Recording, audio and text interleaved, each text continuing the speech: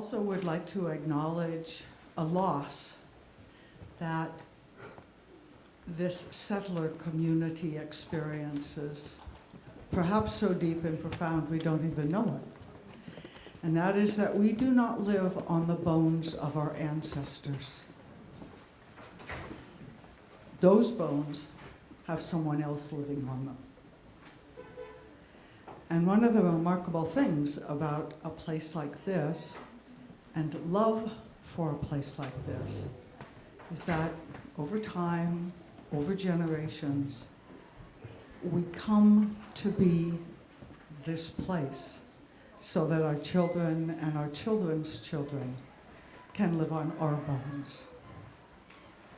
And I think in a very deep way, that is the point of tonight. So we will begin with Bruce Ellingson. And I asked all of the presenters to give me a sentence to introduce them. Bruce, of course, did not. And so I said, well, then I get to choose. So I've known Bruce for the 34 years I've been here. And I've never known him not to be involved with the forest. The Forestry Society, most people in this room don't even remember that. Of course, all of the experiences of the 90s, and then the community forest, and then the co-op, and then the partnership with Clahoos. Bruce has always been in that. So I think if the forest chose a grandfather, it would be right here.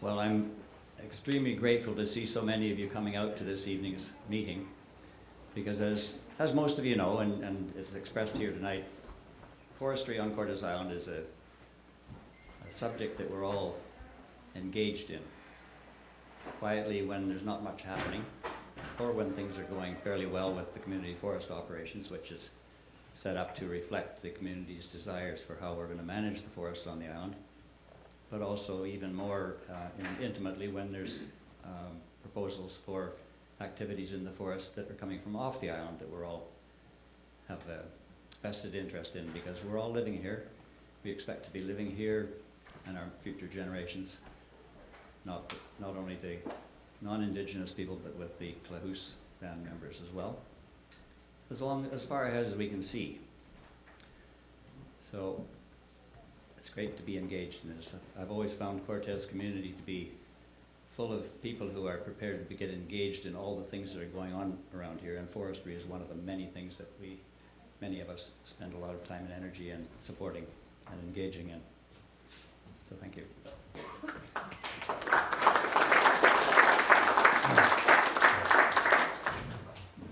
am I going to do this now? I'm at the age now where I've got to read things off of screen, otherwise I'll probably forget half of what I was going to say, or the order that I was going to say it in. Anyway, my life was tied to Cortes since my birth in 1940. My great-grandfather, Michael Manson, was the first settler that I know of on Cortes Island in 1886, when he took out a preemption on the Linnea, what's now the Linnea farmlands. So Cortes is my home, and I expect my bones will lie here. My heart and my interest in the long-term well-being of the island are in me. I want to run through a brief history of Cortes Island leading up to our community forest formation and up to today. A refresher for some, but for any newcomers that haven't been involved in the activities that were ongoing quite regularly on the island around forestry, it'll be a new information, I hope. Cortes has always, or not always been here as we know it. It was subsumed or submerged under the glaciers around 12,000 years ago when they finally started letting it go, and the earth rebounded, came up out of the sea. It was only at that point probably just the tops of the little islands of the humps of Cortes that were showing above the seas, 80 meters above where the sea level now lies.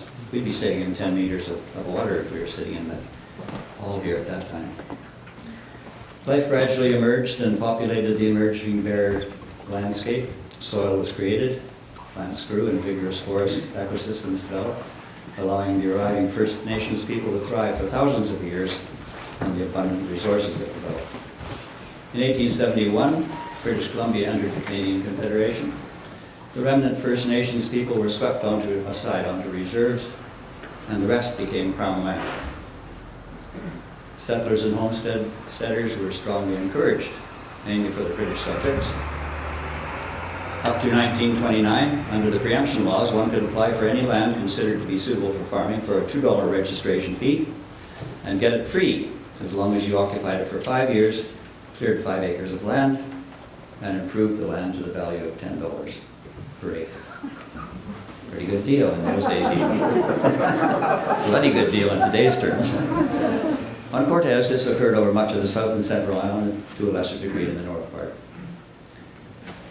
By the 1940s, the accessible old-growth forests on most of the homesteads and much of the Crown land on Cortes were gone, logged for clearing land, and also as a means of earning a living. During the 1950s and 60s, McMillan Lodell, some of you will know that big timber company that used to exist, bought about 4,200 acres of the privately owned old homesteads, selecting the best timber growing potential ones, paying between $75 and $25 an acre, somewhere in that range. These lands since then continue to benefit from very low taxes under the managed forest land category. In 1979, Raven Lumber from Campbell River, another timber company, had acquired around 2,000 acres of private forest land scattered on Cortes and began logging, and continued the operations through the 80s, increasingly disturbing many of our community's members with the resulting rapid changes and impacts.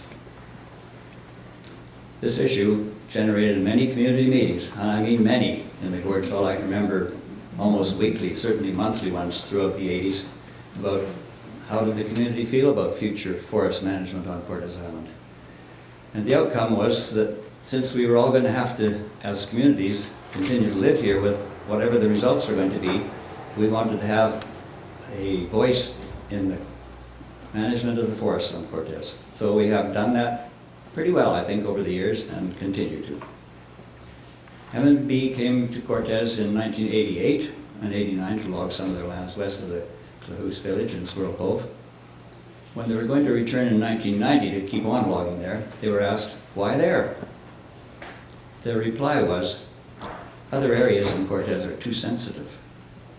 Well, that response enraged many people in the Clahoose and non-Indigenous communities and led to a blockade of their activities by about 120 people for a couple of days, to which they finally agreed to discontinue their plans, and they came back with changed approaches in about another 3 years. Through the 90s, though, a steadily strengthening working relationship developed between Clahoose First Nation and the non-Indigenous communities as an awareness grew of the future benefits for the two communities to work together. This led to a signing on July 9th, 1999, of a formal Memorandum of Understanding between the Clahoose First Nation and the Cortes Eco-Forestry Society that existed at that time, with over 250 people attending, and that committed the two communities to work together to gain control of and manage forest lands on Cortes Island under an ecosystem-based management plan. At the same time, the desires for acquiring the McMillan Lodell lands to add to the community forest land base also grew. In June of 1999, an announcement was made of the pending sale of McMillan's private timberlands and Crown land harvesting rights on the coast to Weyerhaeuser Company from Seattle, which led to a commission being set up by the government to judge the public reaction to that sale. Cortes made a presentation to the commission, And interestingly, one of the outcomes, one of the 13 provincial requirements that came out of that process was that Weyerhaeuser must continue to negotiate in good faith with Cortes Island. Talk about a little place with a big voice, I would say. Cortes delegation also met with the provincial cabinet in late 1999, focusing on the efforts to acquire the actionable lands. And we came within a hair's breadth of success. Mike Moore will talk a bit more about that and the dynamics that brought that to a quiet time for a few years. But in 2008, the new chief and council at the Clues and revived our initiative, and a team was assembled to negotiate with the Ministry of Forests. And Cortes finally received a community forest agreement in 2013, and we're coming up on the 10th anniversary of a successful partnership, as far as I'm concerned.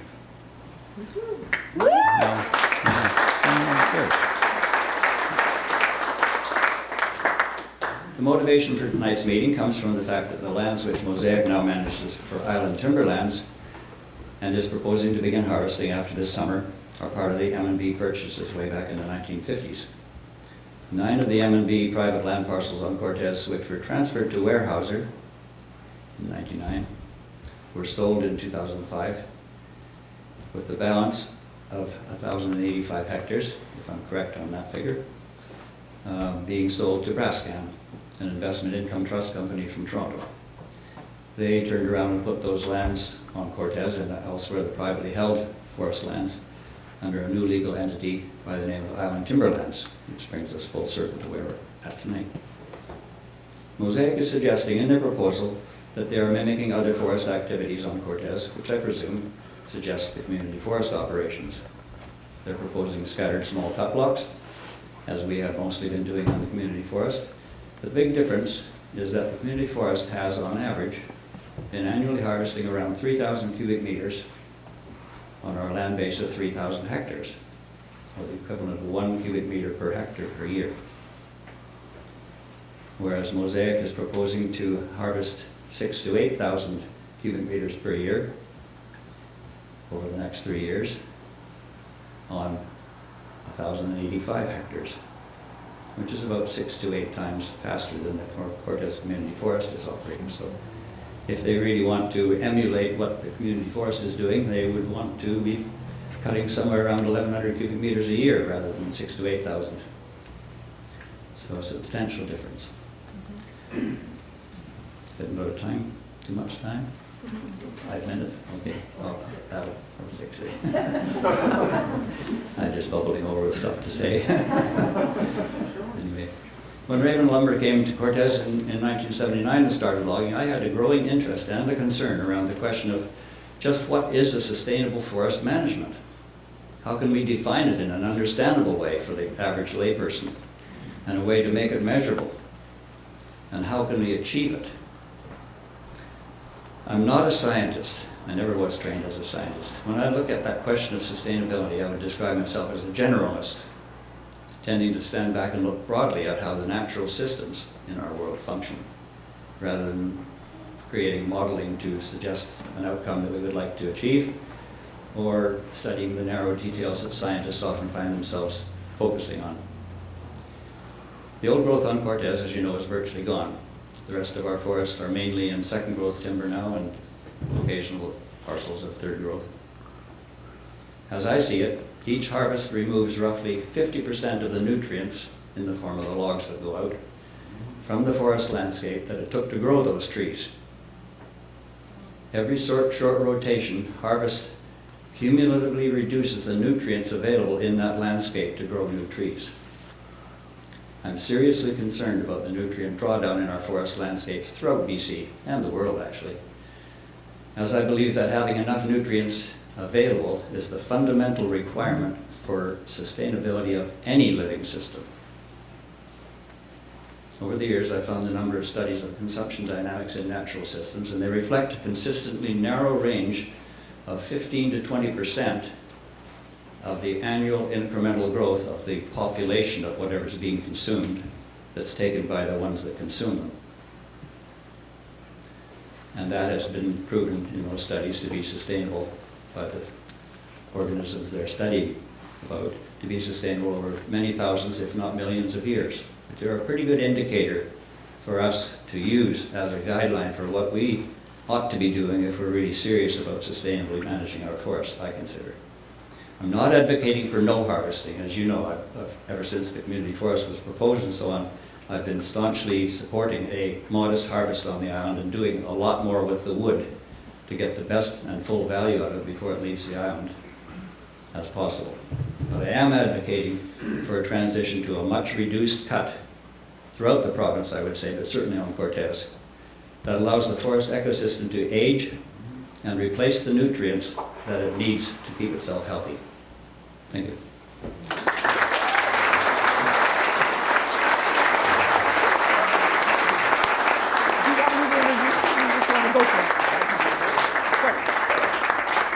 This is Mike Moore, and he doesn't need any introduction. Storyteller, longtime islander, he's just going to go for it. Cortes Island. You have a long, imaginative, and passionate history of activism on this island when it comes to forestry matters, and that's what I'm going to talk to you a little bit about tonight. I'm going to pick up the story in the 1980s when, as Bruce said, there was a feeling of unease on the island because Raven Lumber had just cut 223 acres of land on South Point Road, what is now South Point Road, and I'm a Mike anyway. Okay, 223 acres on South Point, and Mac and Blow was talking about logging 60,000 cubic meters off their Squirrel Cove lands over the course of a few years. That did cause a lot of unease in the community. It came to a head when Mac and Blow did a couple years of logging, and then they came back, as Bruce mentioned, and the Cortes Islanders set up a 2-day blockade. See if you recognize anybody in these pictures. The blockade was successful. Colin Gableman, the longtime MLA for the North Island, mediated an agreement that Mac and Blow should go away until they come back with suitable plans that are suitable or acceptable to the community. And they did that. And they came back 3 years later and started working on little lens cuts and things like that. Yeah, the faces are all there.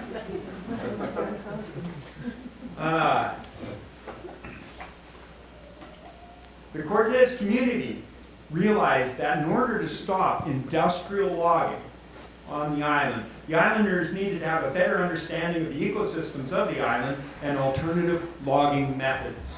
In the early 1990s, Herb Hammond introduced us to his ecosystem-based model for forest management. This led to the development of sensitive ecosystem mapping on the island, large tree inventories, and ground truthing of watersheds and riparian areas. The community's knowledge base about our forest was growing. In 1997, Mike Jenks bought the private Twin Islands and proceeded to log them. This caused great concern amongst the Cortes community, and a flotilla of boats went out to protest. It was a gut-wrenching Christmas to listen to the chainsaws and the crash of giant trees falling on this beautiful island with its royal history.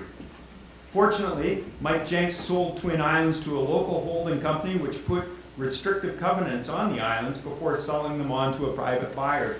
But then, Mike Jenks turned his attention to Cortes Island, buying 2 parcels of land from Mac and Blow, one of them being the Seaford Y, and he proceeded to clear-cut them.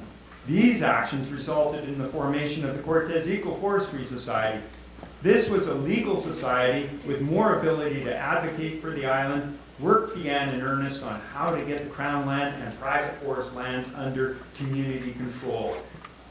And then, as Bruce mentioned, in 1999, Cortes Eco-Forestry Society and Clahoose signed a memorandum of understanding to work together to create an ecologically managed community forest, which included 2/3 of the island land base.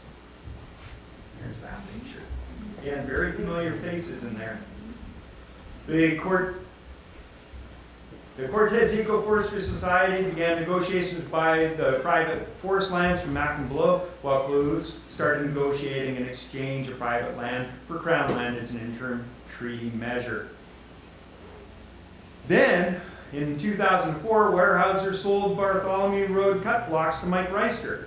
As the trees were falling, the loggers attempted to get approval to subdivide the properties, but the Cortes community pushed back hard against his log and talk tactics.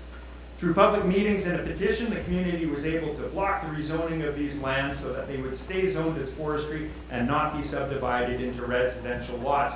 Even though there is an appetite for low-cost housing on this island, the idea that a logger could hold the community hostage and force the subdivision for high profits for himself and environmental loss to the island was not acceptable to us. And this set a precedence that holds to this day, and it played out in the gorge as well. Then, in the summer of 2008, Island Timberlands informed the Cortes community that they were going to start industrial logging again. It was time for the kids and the protest signs to come out again. This started another flurry of community action that over the course of the next 4 years produced the sensitive ecosystem inventory mapping and found that there was ecologically sensitive areas that were at risk from logging. We invigorated the push for the community forest application by Clues and Cortes Eco-Forestry Society. The community organization Wild Stance was formed to head up the activism. The Forest Trust for the Children of Cortes was established. A petition of 6,500 signatures was delivered to 6 Brookfield head offices worldwide, including in Hong Kong, London, and Sydney. And that's Zoe getting ready to go to Toronto, where there were flash mobs in the streets of Toronto. And MTV did the Buried Life production. And Daniel Pierce came over here with Ramshackle Productions and did the Heartwood series. There was a lot of media that happened around here. And all at the same time, ongoing negotiations with IT were carried out for the Children's Forest, Whaletown Commons, and sensitive areas of the Delight Lake and Basil Creek wetlands. On November 27, 2012, Island Timberland crews started to log at, arrived to start logging at Basil Creek, but they were met there by the community group Island Stance. Media outreach and communications went into hyperdrive. The press arrived on the island, interviews were given, a colorful flotilla symbolically blocked the entrance to the gorge, which is access to the log dump, and the blockade at Basil Creek prevented the loggers from going to work cutting trees. IT went away. They labeled Cortes as socially inoperable. The things have ever since. Yeah.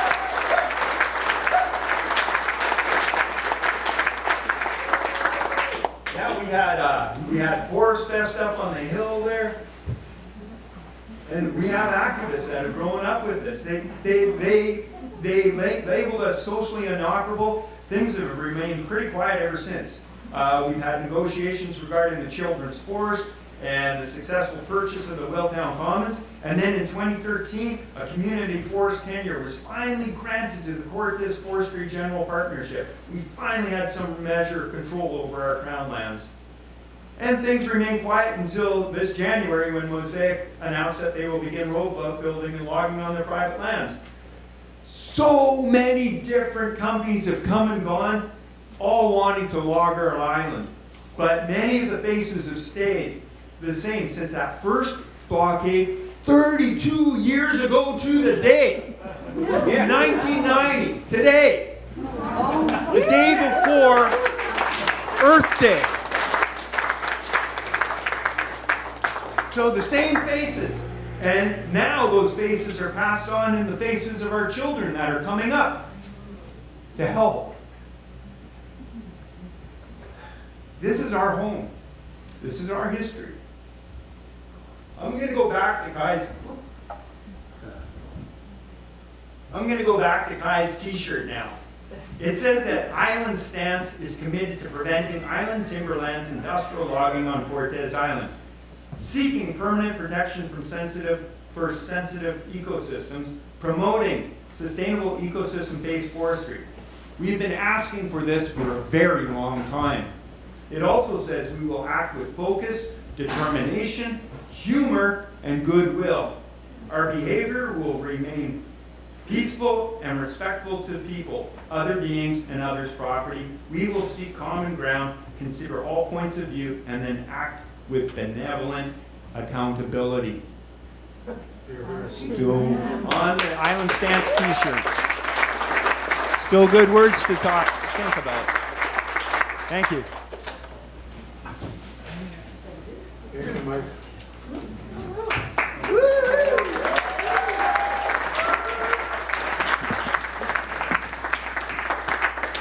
This is one of those Cortes moments where in the initial planning, we were so tight and polished with the timing, and now it's just working on island time. So we're doing the best we can to keep this to an hour. Good luck with that.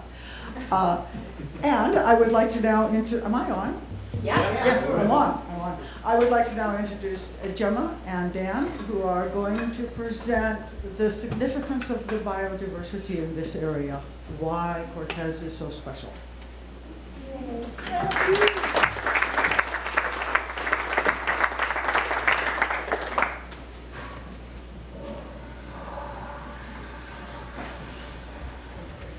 Just a second here. Check, check. Yay. Okay, can you guys hear both of us? Yeah. Okay, cool.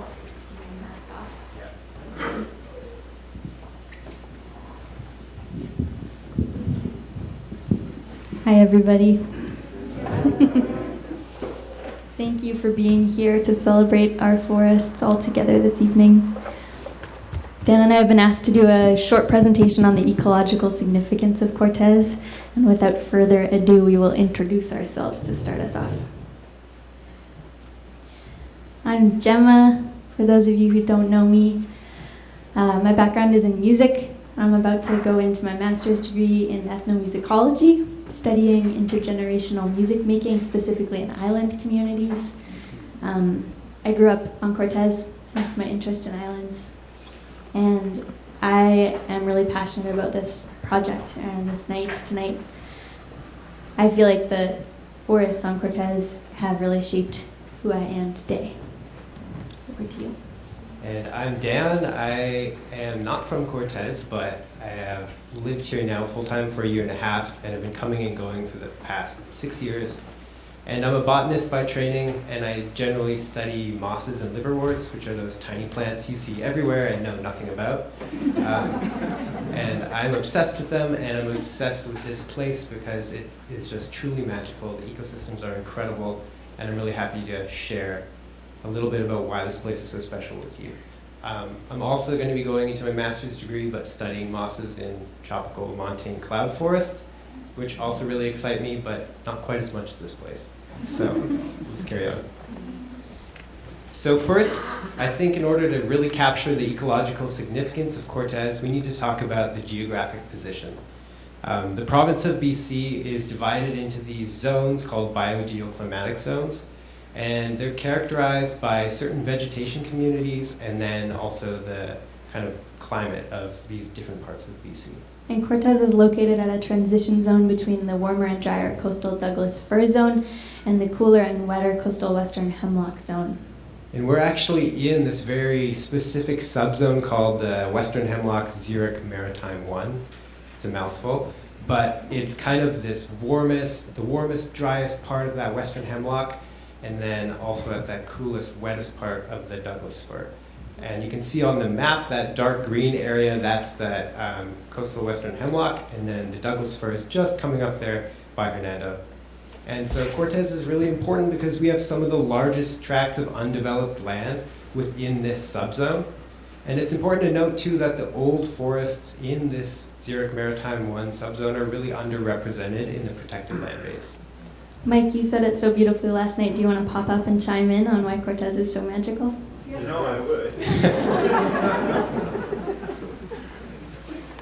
We live in a really special place. There's not an island like it around. We live at the north end of the Salish Sea, and to the west of us, Vancouver Island, the mountains on Vancouver Island stop moisture coming in from the Pacific. And so we live on the southern part of Cortes in a rain shadow. But on the north end of Cortes Island is subject to the Butte winds that come smashing out of Butte Inlet in the wintertime when an Arctic high pressure builds over the interior. To the east of us, we have the Coast Range and Desolation Sound, where water temperatures can get up into the mid-20s. And to the west of us, we have the tidal rapid areas where cold marine water coming in off the Pacific Ocean gets channeled through tiny channels and can reach rates of up to 12 or 14 knots. And it's cold marine water. So this really is an area of transition. And like I say, there isn't another place with such ecological diversity in such a small area.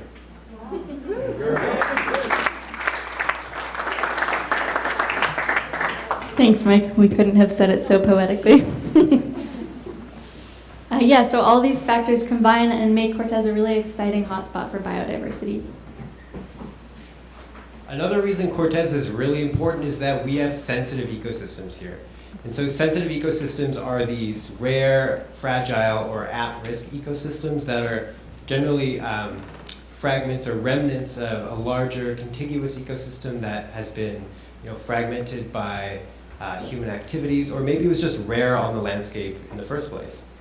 And back in the 90s, there was an inventory done by the BC government of Cortes and Powell River area, and they actually found that Cortes Island has all of the important sensitive ecosystem types, including old forests, what are some of the other ones? Bluffs. Bluffs, Right. Wetlands, riparian zones. It's a really important place. And as you can see on the map there, we're kind of zoomed right up to Cortes, but all those different colors represent different sensitive ecosystems. So you can see that we have a really high habitat diversity on the island here, and with that comes a really high biodiversity too.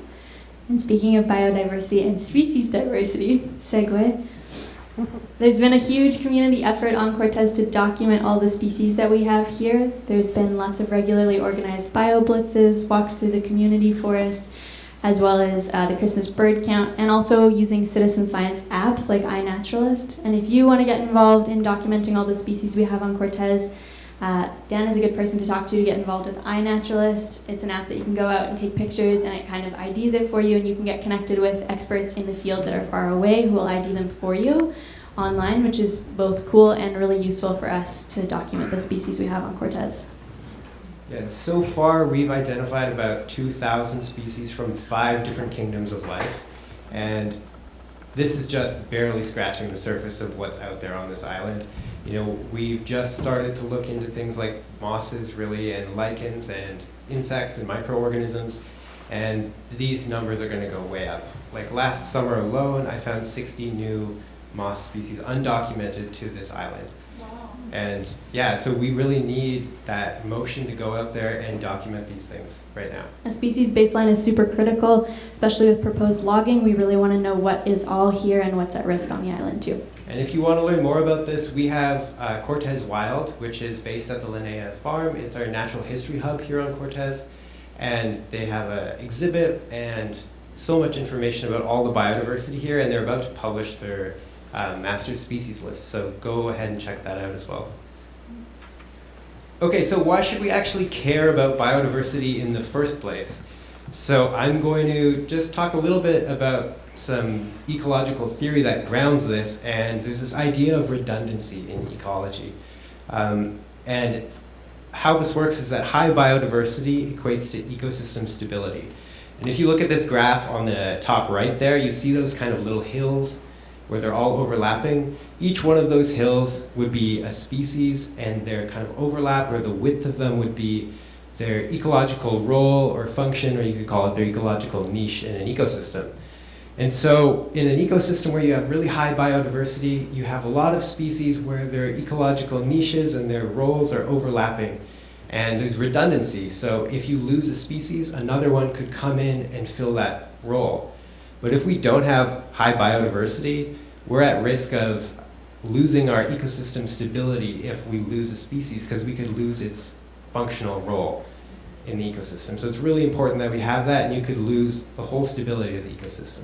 And also considering that lost species is a predicted outcome of the climate crisis, it's especially important that we keep our biodiversity up on Cortes so that our ecosystems can remain stable and adaptable through the changing climate as well. And we know that in this part of the world, mature forests, old growth forests are the most biodiverse forest ecosystems, and we need to maintain those. Yeah. So, species at risk on Cortes. On Cortes, we actually have species at risk too. Talking about species lost, there are species here that we're at risk of losing. The coastal Douglas fir zone actually has the most at-risk plant species. That map that you see up there, you can see a little sliver of yellow. That's the highest density at-risk plant species part of this province. And we're right there at the cusp of that zone. The sensitive ecosystems on Cortes are especially important because they are the most dense locations within that zone for species at risk as well. And we have tons of sensitive ecosystems, as we said before, on Cortes. And so we've observed 33 species at risk on Cortes so far, and those are just animals. We haven't even started looking at plants or fungi or microorganisms, lichens. And this example here is a lichen I found last summer. It's provincially blue listed species, a new record for Cortes, and we're just going to find more and more and more of these as we get experts out in the field. And so to bring this up to a global scale, we're going to hear a little bit more about carbon sequestration today, but reason Cortes is globally significant is that we have this temperate rainforest. In these temperate forests, there's a slower rate of decomposition because of this cooler climate, which means that we have a lot of carbon locked up in our soils. And in the rainforest where we are, we grow trees like nowhere else. We grow massive trees that can hold lots of carbon for a long period of time.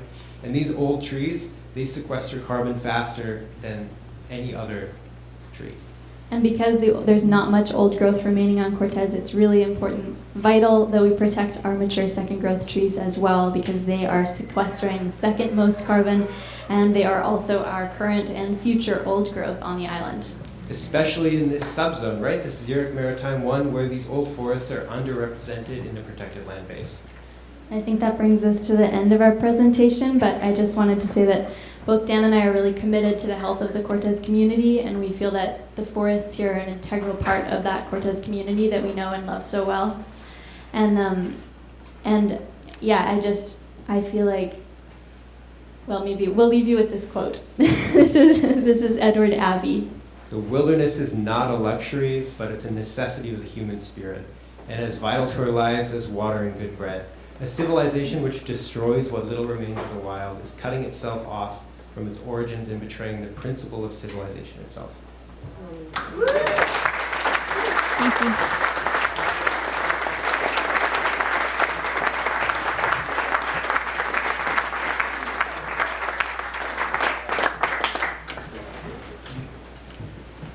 I doubt very much if Kai Harvey needs an introduction, so I'll just say, this is the T-shirt person.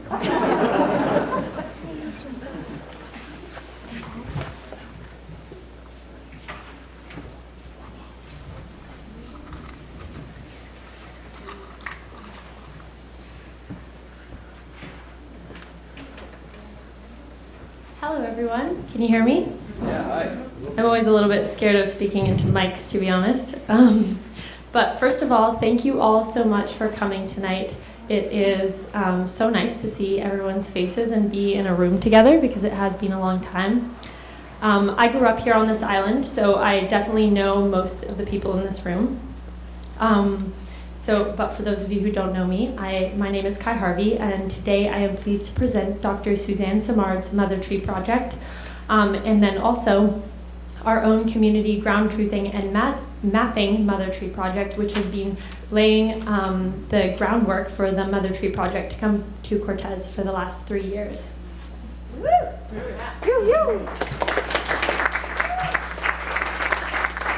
Thank you. Thank you, thank you. All right, so mother trees are large trees within a forest that act as a centralized hub supporting mycorrhizal fungi that facilitate connection, communication, and resource exchange among trees. The UBC Mother Tree Project started in 2015. It is a large scientific field-based experiment that builds on prior research, with the central objective of identifying sustainable harvesting and regeneration treatments that will maintain forest resilience as the climate changes in British Columbia.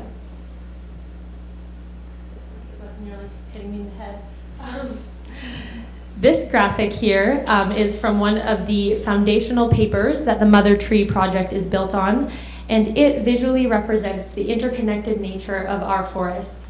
I really like this graphic because after I saw it for the first time, when I went out into the forest, I started visualizing it in the ground, interconnecting all the trees.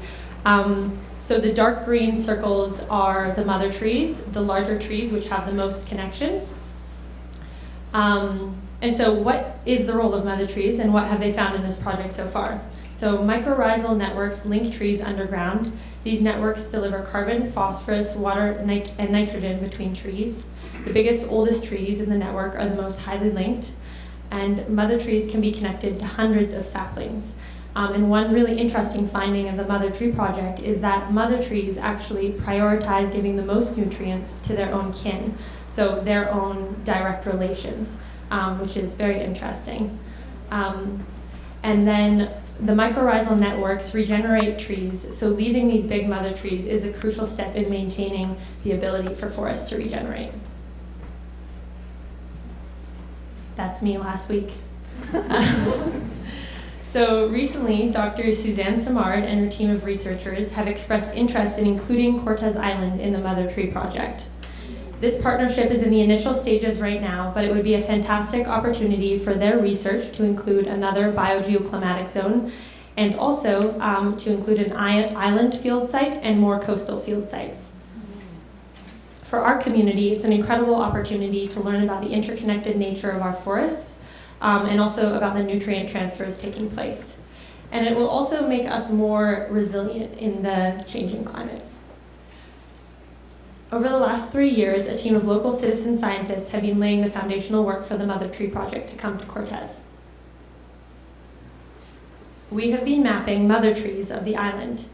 The ground truthing has been extensive with hundreds of hours of volunteer work. I only recently joined this effort, but there is a group of very dedicated community members working to map all of the largest trees on the island.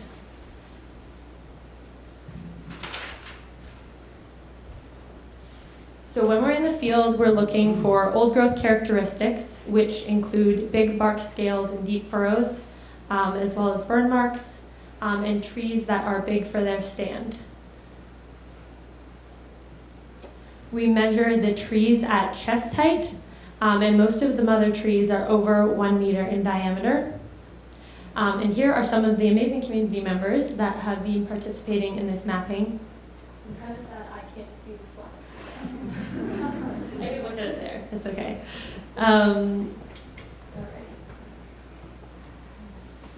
So what have we noticed in this research so far? Most of the mother trees on Cortes Island are scattered in small groups throughout the forest. There is not much western red cedar. There are a few groves of mother trees on Cortes Island. The old growth management areas of Cortes are dry and rocky bluffs, which make these very vulnerable in changing climates. And the MOSAIC Island Timberlands lands have groves of mother trees. And the only grove we've found that is over 1 hectare is on Island Timberlands lands.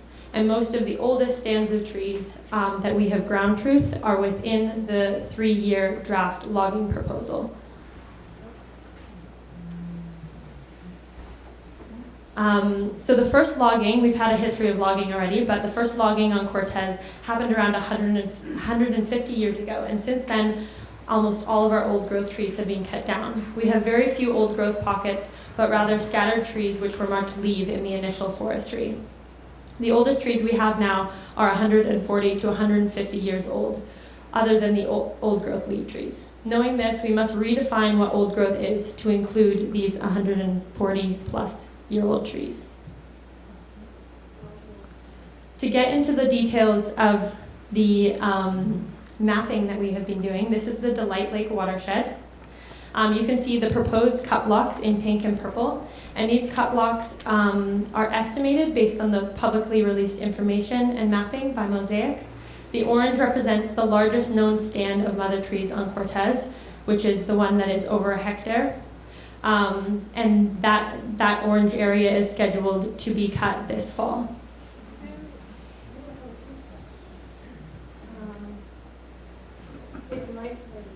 The Delight Lake watershed is nearby Blue Jay Lake. It's a really beautiful area. I lost my place. Oh yeah, no, that's okay. It is clear that the proposed draft logging plans are not planned sustainably, but rather looking to take the oldest and biggest trees that our island has in the next 3 years. And I can confidently say that by my own eyes in ground truthing the cut blocks themselves. And I would encourage everyone else to do the same because it really is eye-opening. We don't have time to cover all of the proposed cut blocks, but the trend is the same, where MOSAIC's plans include some of the largest mother trees that we have on Cortes. So these are 2 of the stunning mother trees in the Delight Lake watershed and within the proposed cut block. These trees serve so many ecosystem services, it's hard to count them all. They keep safe and intact massive amounts of carbon held in the soil. They sequester exponentially more carbon than all other trees. They nourish the young trees and regenerate the whole forest. They act as scaffolding for biodiversity, providing habitat for lichens to fix nitrogen and so many other organisms. They connect the forest through fungal networks, which can transfer nutrients and communicate through. They hold successful gene variety. They absorb water throughout the year and release it in the summer. They provide temperature regulation, keep the forest cool and moist, and reducing fire hazard. They are the nuclei of the forest where genetic and climate information is held. And even when they are dying, they provide wildlife homes, hold moisture, and feed surrounding trees. And when they die naturally, their biomass remains in the forest, feeding the next generation. These are our island's mother trees. These trees are worth more standing. They are invaluable standing. And this is why our open letter to MOSAIC seeks to protect trees that are older than 140 years old. The fact that we even have to fight for these trees or have this presentation right now is devastating. At this precarious time in history when our climate is rapidly destabilizing and people my age fear for our futures, I ask myself these questions.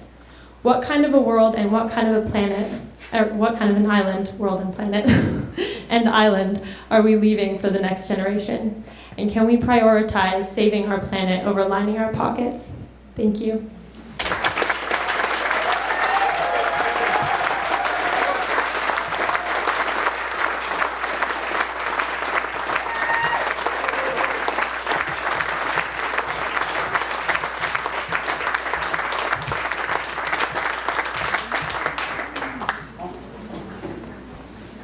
No, it's okay. Should have introduced myself. I'm Sonia, if you don't know me. Of course, I'll tell you a little bit about myself. Like many of you, I have my family is forestry. My dad was a logger, and he taught me to love the forest. So I think that's important that people don't make assumptions about types. He took me hiking, mainly in the Shoal Lake area of Sayward and Kelsey Bay. I don't know if you know that area, but yeah, what an impact in the 70s as a little child to get to hike in some of those places. So moving here, I continued to love the forests and happened to come here right before the 1990, in 89. So right when the trees were falling, more trees were falling. And that has also had a real impact that was very visual, especially to Basil Creek. I want to take a moment to just express how amazing it is to be part of that, but also to acknowledge that these trees wouldn't be standing if Cluhus First Nation had not been so strong and maintains being that strong to protect the forests of Cortes and their other territories.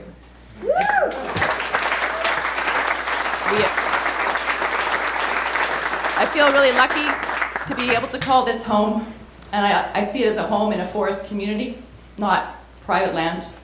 And I feel honored that I was welcomed to be able to live in the lands in Squirrel Cove, right beside my neighbors, the Clues First Nation. Okay, go for it.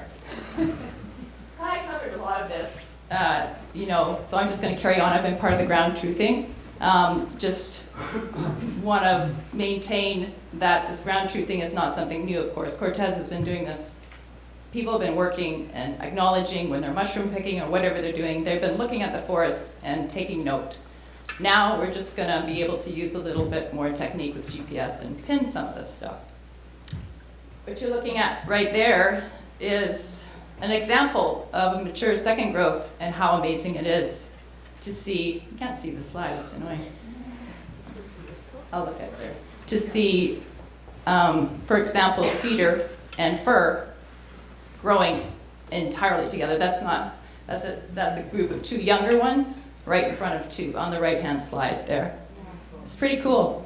Yeah, you can't do that when you're a tree planter. I was a tree planter, they wouldn't let you put two trees in the same hole. Nature does it all the time, does it really well. I call it, so kin, right? It's more than mother trees. So more of this is becoming rare as the, sorry, I'm not used to public speaking at all. It's becoming, we're losing our second growth. It's not just our old growth. And if you have noticed Vancouver Island, it's not how it was. And these naturally regenerating forests are super important. They will be our future forests.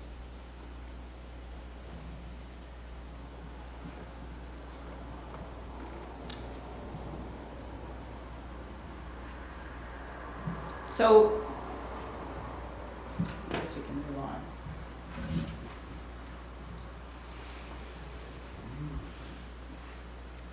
There's a little bit of history here in our mapping.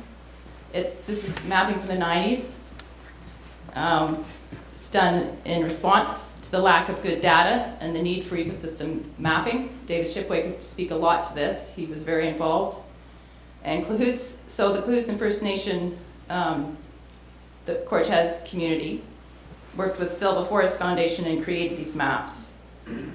So you'll see the Protected Landscape Network mapping. That was sort of a result of the combination of all that work that happened in the 90s. So what are we doing now? We're using maps like this, plus the sensitive ecosystem mapping that was developed through government data and the vegetation resource and the forest cover maps, and we're just taking note as we ground truth different areas of Cortes. Ground truthing means maps created with data provided by direct observation and measurement rather than aerial photos and computer models.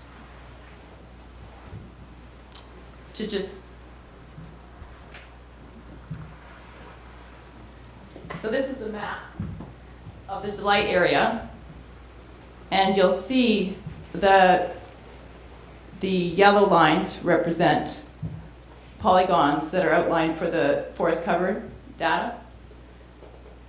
For those of you who actually, sorry, if you don't know what you're looking at the lower Delight. The road to Blue Jay is to your left there. Do you know where you're at? Okay. Yeah, so this is also some areas that are planned for logging by MOSAIC, and there definitely are some bigger trees, some old trees, some amazing mature trees. So there you have it. The watershed.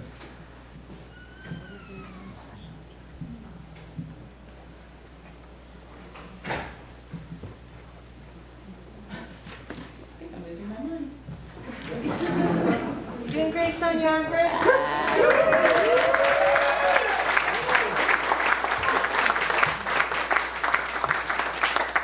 So just to explain what the pins are, the green pins represent Doug's fir, The yellow pins are cedar. The purple ones are spruce. The red ones represent groves of perhaps, it's not we identify them in the field, but I can't really color them. So we have more than 5. What's really significant in the Delight area is beautiful stands of cedar that aren't necessarily over 200 years old, but they're 160 to 180. It's a very wet area. It is, some of them are just substantial and amazing. Worth protecting, for sure.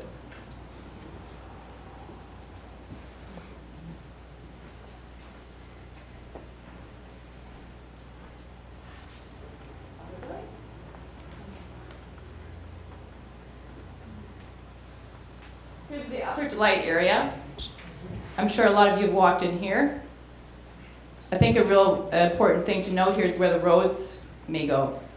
This is crucial. Besides just the logging, roads are so devastating to watersheds that hold the water. They hold the water for us. They also hold the water. Those riparian areas hold the water for all the other species. It's not just about us. It's super important that we think about where those roads go. I can't really point to where they're going to go, but we have a good idea from the information that MOSAIC shared. One of the great things about their plans compared to last time is, if you notice where the question mark is there, one of the roads prior, and when IT was coming, was going to cross right over that riparian area, which has got a huge beaver dam, beautiful area. So it's good to see the roads not crossing there anymore.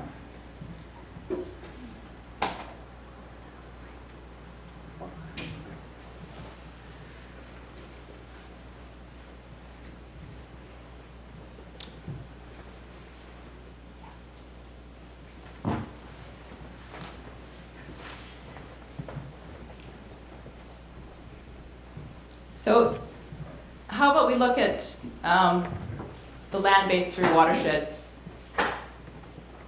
Just to let you know, the purple line delineates the watershed. This is from the Forest Water Atlas for BC. It also has some question to it as we ground truth, and I'm sure as MOSAIC will have the lighter information, it's going to improve some of these water courses. But if you look at what we've tracked here, some of the creeks that are tracked in the mapping that's existing is really not in the right places. So we need to do a lot more ground truthing. That's the ground truthing we did, showing how the actual creek does run. The lighter blue line is the way it's mapped. And there's missing riparian areas, which you'll see the blue pins, wetlands that are missing, little creeks that are missing, areas that are connecting. The yellow pins mean nothing. That's just an error. Sorry about that. This is not mapping. This is just ground truthing with very, on Google Earth. It's not fancy. The other things you're looking at are the sensitive ecosystem that people have explained to you early in the presentation, and those connecting corridors. They're super important.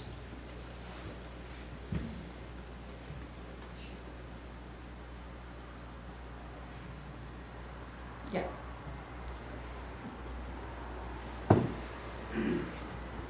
So just that you're thinking about remembering what a watershed is. There you go.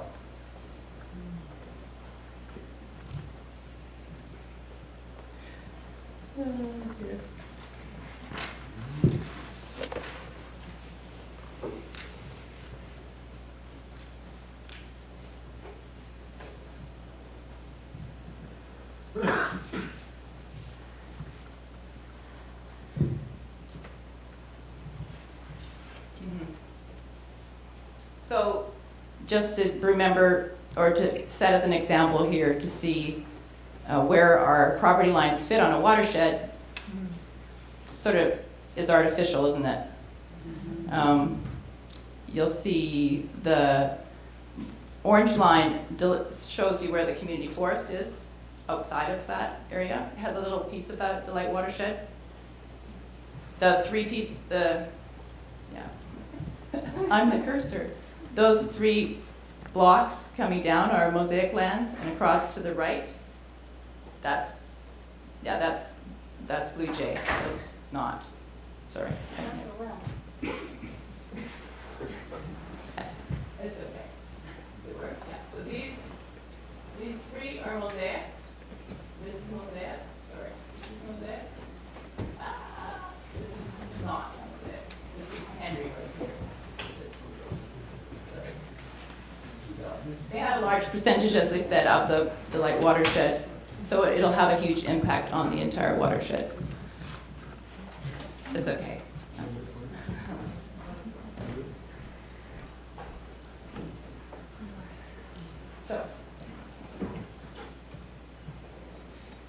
So just having a look at when we ground truth the creek, we're not just ground truthing the actual creek and exactly where it goes, but we're taking note of where the tributaries come in, where there's sloughs in the edges of the bank, where a bridge is gone.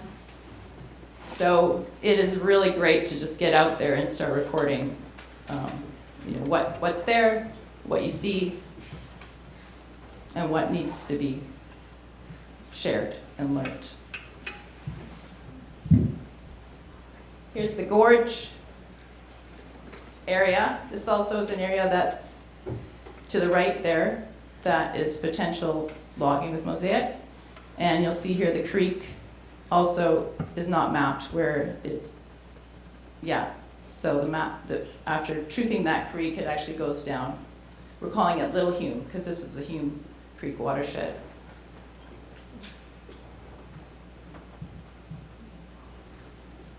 Okay.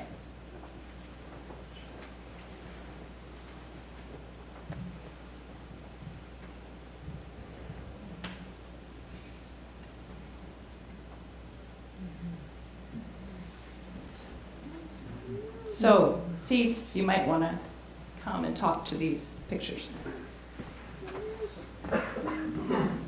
Well, I can probably speak from right here. The photo on the right was taken in the Delight wetland about 2 weeks ago.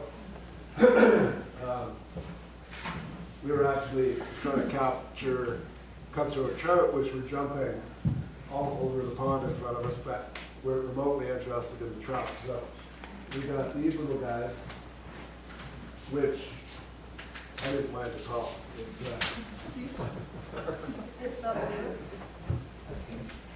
how's that?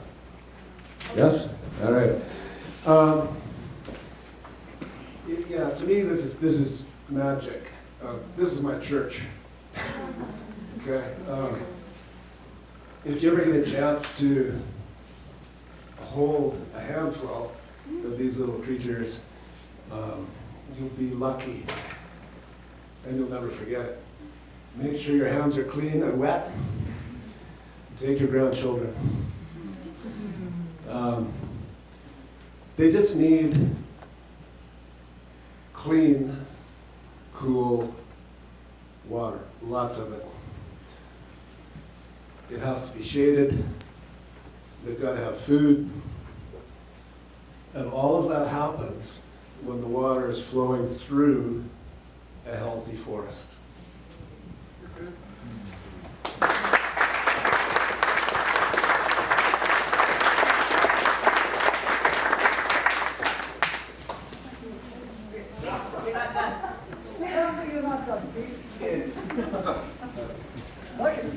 I didn't realize those were that. Okay, so on the right, you're looking at two little fish in Basil Creek.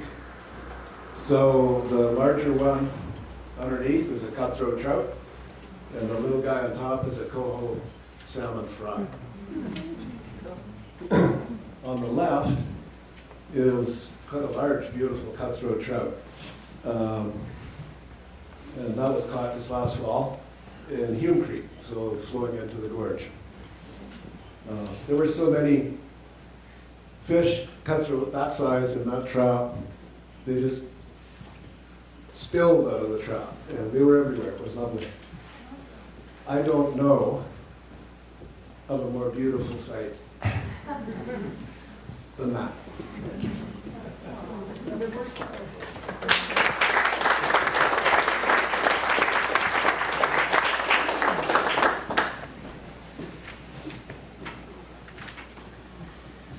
This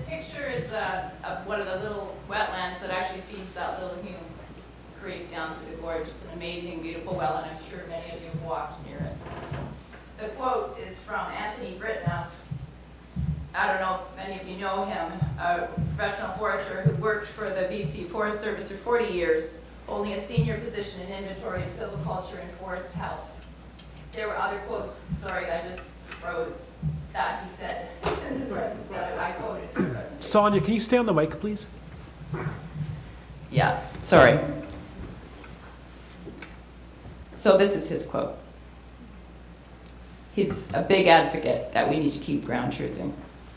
Even as we're going to have LiDAR and a little bit better information, we're going to always have to be on the ground. That's the fun part. It's beautiful out there. Sorry that my presentation went crazy.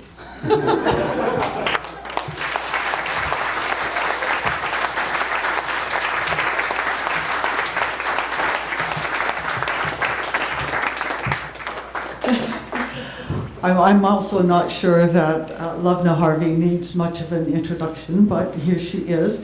And the next presentation is about climate change. We're kind of getting in bigger and bigger circles here, us and the salmon fry.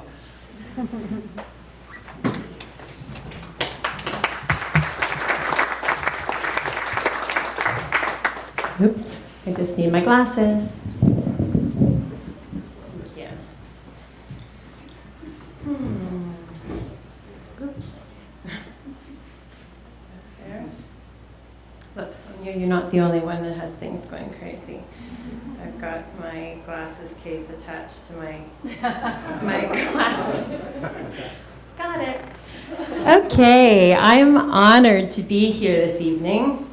I would like to thank all of you for coming to celebrate our relationship to the forest. As mentioned, my name is Lovna, and my family and I have lived on Cortes for the last 20 years. Kai, Tosh, and Asha are my children. We've raised our 3 kids here quite literally in the forest, and all of them have a deep care for the planet and a relationship with nature. 2 of them have now settled on Cortes Island, and with the possibility of a sustainable world to inhabit, there may be grandchildren. This island, the land, the trees, the water, and the air are a part of us, embedded in the essence of who we are. I'm here today to discuss the link between current forestry practices and climate change, and how the draft logging plans, as presented by MOSAIC, would certainly push the climatic balance on our small rocky island. Each week we are seeing new and undeniable climate events, evidence that accelerated climate change is here right now. The 2 major sources of climate destabilizing CO2 are burning fossil fuels and how we treat the land, especially our forests. Let's talk about our forests and indirectly the draft logging plans as presented by MOSAIC, which represent a business as usual approach. Meanwhile, there is nothing usual about the current climate catastrophe that is unfolding. Droughts are intensifying, our oceans are acidifying, floods are commonplace, and the West Antarctic and Greenland ice sheets are melting at an unprecedented rate. Scientists postulate that we are in the midst of a mass extinction. In BC, the wood harvested from our forest emits more CO2 than all our transportation and buildings combined. That is correct.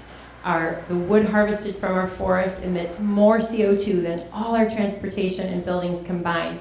This adds up to around 8 tons of CO2 per British Columbian each year, which represents more than half of the average BC residents' CO2 emissions. We're told to get heat pumps, drive electric cars, and fly less, which are all important things to do, but forestry practices create half of our province's emissions.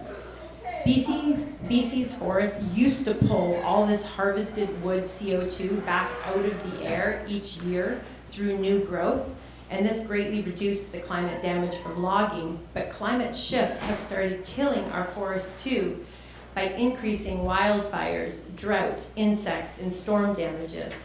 Now, BC's forest has switched to emitting CO2 as it struggles under the combined pressures of business as usual logging levels and increasing climate damages.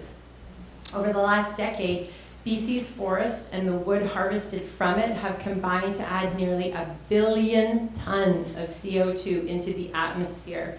That's far more than from all the fossil fuels burned in BC over that time. To reduce the climate threat and to give our struggling forests a break, we need to let more of our mature forests grow. Cortes is happy to be the guinea pigs of forest conservation. Living on an island, we are acutely aware of the threat of wildfire and are happy to keep our trees and the moisture, stored carbon, healthy ecosystems, and intact watersheds. In fact, our mature forests in Western BC are one of our best allies in the climate fight. They are global champions at storing carbon in their huge trees and deep, humus-rich soils. The older we let our trees grow, the more carbon they lock away. Logging turns much of their stored carbon in both trees and soil into CO2 in the atmosphere, which is the primary driver of climate change. Forests are also critical tools in adapting to climate change. They cool the area, keep surface water cooler, store water in their soils. How might logging operations on Cortes impact our population, you may ask? Climate changes are a rising threat to our families, community, and the ecosystems we love and depend on. Increasing wildfires and add fear and toxic smoke to our summers. Air quality is a major health issue for many British Columbians. We saw a record number of people forced to evacuate their homes and the entire community of Lytton destroyed by fire. Did you know that wildfires are up 10 times in BC in the last 2 decades? More frequent droughts are killing our forest and drying up our water sources and streams, harming our beleaguered salmon, already struggling. Warming lakes are getting hit by increasing toxic algae blooms. Extreme weather events like the heat dome last summer and the atmospheric river in the fall, resulting in flooding and landslides, are killing and endangering people and our capacity to grow food. They are killing plants and wildlife like the creatures that were cooked in intertidal zones, millions of oysters dead, plus over 1 billion sea creatures, which has an economic effect for communities like Cortes Island. 640,000 farm animals perished in the floods in the Lower Mainland. In a November 2021 article in the Globe and Mail entitled, "We Can't Ignore the Role Deforestation Plays in Triggering Devastating Floods," Peter Kuttenbrouwer, a registered professional forester, writes, "Among their marvels, trees perform something called transpiration. They suck water from the ground, which transpires through their needles or leaves into the air. The U.S. Geological Survey notes that a large oak can transpire 150,000 liters of water a year. This water stays out of rivers and sewer pipes." Peter Wood, a PhD in forestry from the University of Toronto in February, wrote a report titled "Intact Forest, Safe Communities," released by Sierra Club BC. Dr. Wood described how intact forests mitigate floods. They serve as giant sponges, absorbing, storing, then releasing water slowly, providing for year-round moisture, cool microclimates, and water purification. Warming and acidifying oceans are killing the shellfish and salmon that many of us rely on and harming many of the species that we love, from sunstars to orcas. If we allow clear cuts in our watersheds, the temperatures of those waters rise, putting everything downstream at risk. Rising seas are eroding shorelines, beaches, and threatening our marine infrastructure. We see it at Smelt Bay and Manson's Lagoon. All of these climate damages cost billions of dollars, and we're currently passing that bill onto our future generations, who will not be as well positioned to pay. In short, we are in a state of emergency. In the words of Greta Thunberg, adults keep saying we owe it to the young people to give them hope, but I don't want your hope. I don't want you to be hopeful. I want you to panic. I want you to feel the fear I feel every day, and then I want you to act. I want you to act as if you would in crisis. I want you to act as if the house was on fire, because it is.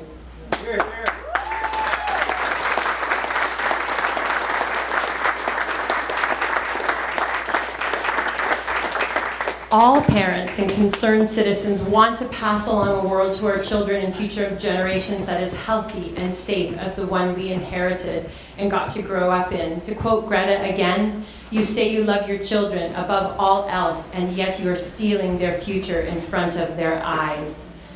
The fuel-burning logging path we are still on is handing off a dystopian mess to our precious future generations. We still have a shot at passing along a hopeful future, but we need to stop pouring CO2 onto the climate fire and give our forests the best shot they have at pulling more of it in and locking it safely away by allowing them to mature and stay standing. While island timberlands, now represented by MOSAIC, may own the land due to archaic decisions made by a colonial government, respectfully, they certainly are not a part of the land. And the decisions they make are for a brief moment for monetary benefit to shareholders, in essence, just digits clicking in bank accounts in faraway places. If these draft logging plans were to go forward, this monetary gain would affect the delicate balance of life on our island, effectively holding us hostage to a set of values and beliefs we do not support or agree with possibly devastating impacts to our local ecosystem, watersheds, fish, wildlife, and us, the fabric of our island. Yeah. Thank you.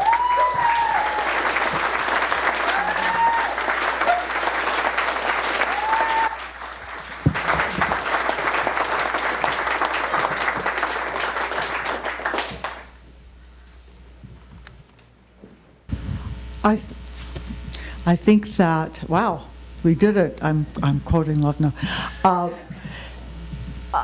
As we come to the last of our presentations and move into a more informal discussion part of the evening, I think we are returning also to the children. And I want to introduce Christine Robinson, who has was a founder of the Children's Forest and in fact has been on that board for the last 12 years. Christine?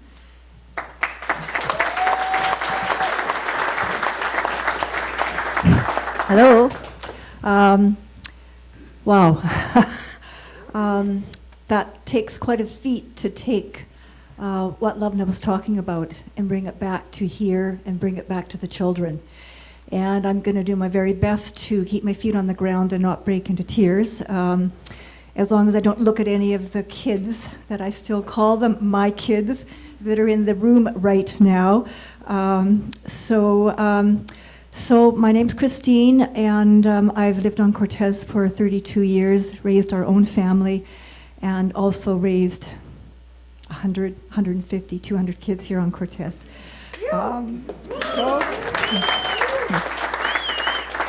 And I wanted to say, to bring things back to some beautiful things that we have on Cortes.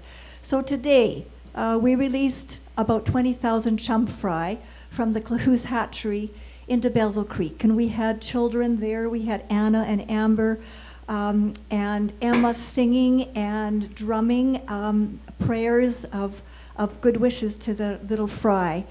And while we were there, there was a beautiful flock of snow geese flying north overhead.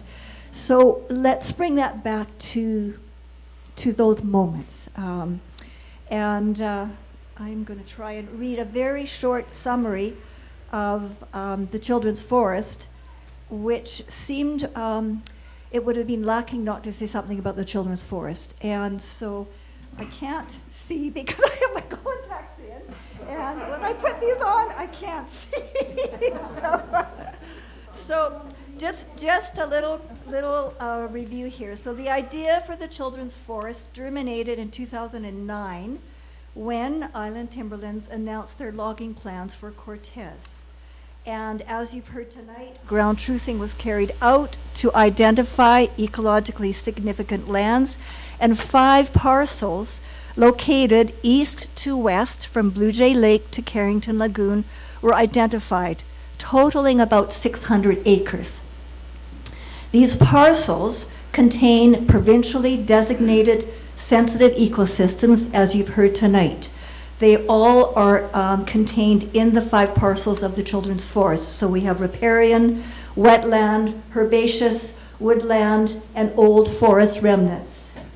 They are home to rare ecological communities and species at risk.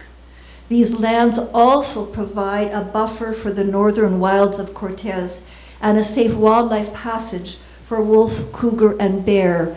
And we really do intend to hold the northern wilds as wild. So the Forest Trust for the Children of Cortes Island Society, which is a mouthful, is a BC registered society and also a registered charity with the Canadian Revenue Agency.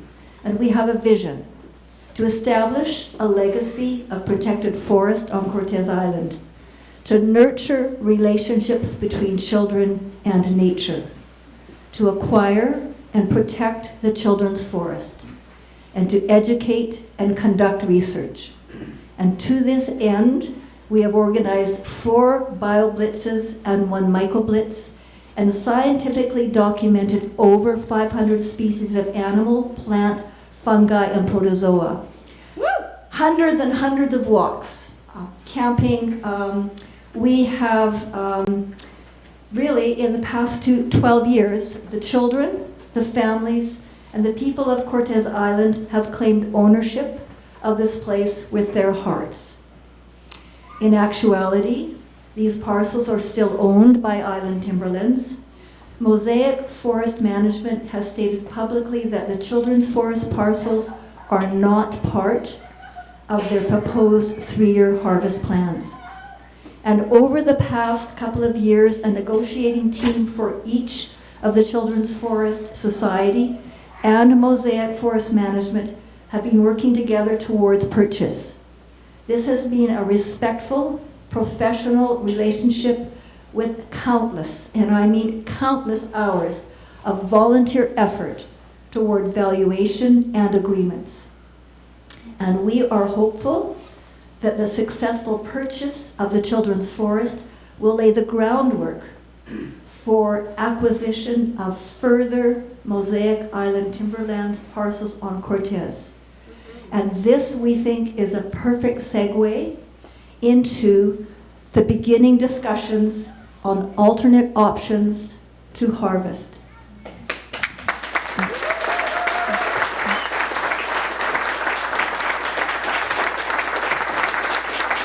And I am just going to say one more thing, and that is that all the presentations that happened tonight were volunteer-based. These are the people who hold this island in their heart and have put hours and hours and hours into whatever it is that their love and passion is. And that is our community. We step up when the need is there. And we have multi-generational, and we have those that have been here for many years and those that are here recently. So it is a very remarkable community that we have, both of humans and animal and plant and even non-human.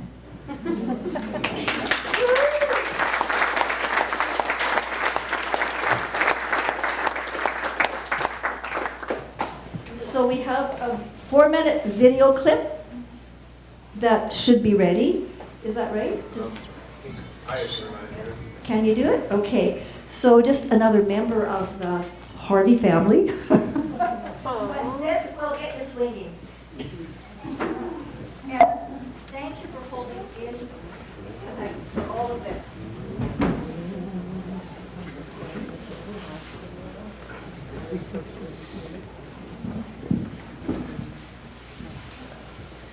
This video clip is going to move us from this more formal part of the presentation to a more informal discussion, and I'll speak to that as soon as we see Tosh Hubbard.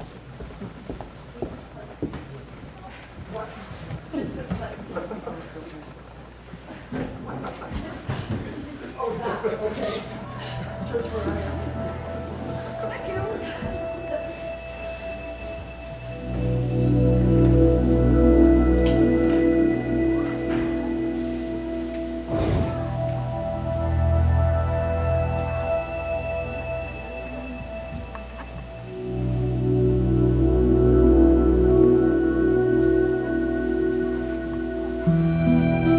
name's Tosh, and I've lived on Cortes Island for 11 years.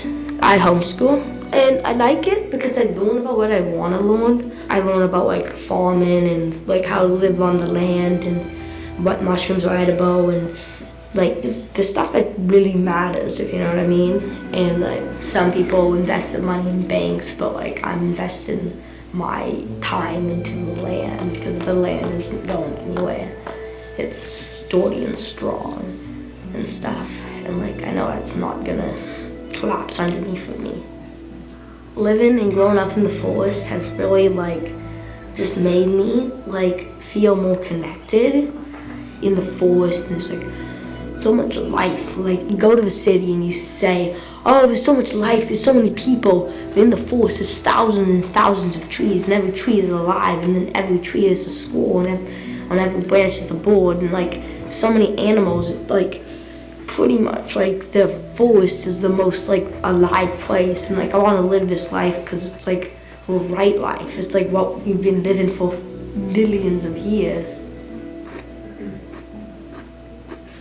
It makes me feel really bad that people could think about coming here and logging like the forest that everyone here like lives off of, and it's just for money, and they're sending it away to a faraway country. If we're gonna cut down the forest, it's like born in my like our library. I don't know how to read. I have dyslexia, so like the forest is my library, and it's like where I learn things, and it's where a lot of people learn things. We clear land, we use wood. I don't think it's bad to use logging because we need wood to warm our house in the winter or we would be cold. But we also, if we had this land, I know that we could probably make it work because we have trails, so we could go, oh, this tree needs to come down, we could cut it down, and then we could use the wood. And if we use the wood, then it'll be more money into the community and money gets passed around. I like totally don't want it to be cut down. But one of the things that I kind of feel happy with is that it's not going to be cut down, because I know that I'm going to do everything in my capability to stop it, so it's not going to happen because I'm not going to let it happen. And I know that the community is not going to let it happen. And I know that the community is super tight. This fall, my mom and my dad both got in a car accident and they were really hurt and they couldn't do a bunch of stuff, and the community brought them food and made sure that they were fine. I know when we want to do something, we are invincible because we have determination and we have love. The people there, they're doing it for money, and we're doing it for like our forest. We're like doing it for something. Yeah, it's pretty good to know that, if you know what I mean, that they're not gonna win. Because we have something to fight for.